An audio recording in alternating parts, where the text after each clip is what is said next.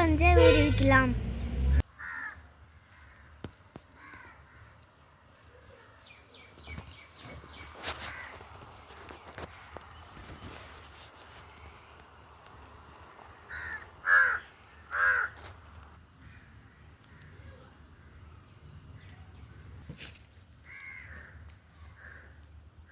இப்போ கொதிக்க ஆரம்பிச்சுட்டு இப்போ அரிசி போட்டுக்கலாம்.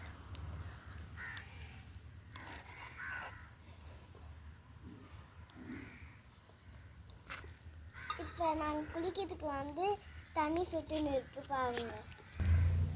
இங்கே தான் எங்கள் சித்தி குளிக்கிறதுக்கு சுத்தானு ரெடி பண்ணுறாங்க.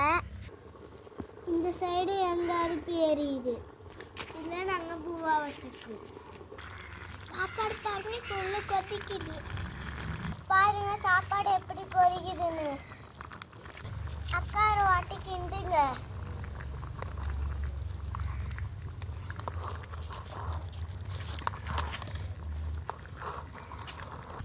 சாப்பாடு வேகத்துக்குள்ளே நான் உருவி எடுத்துட்டேன்.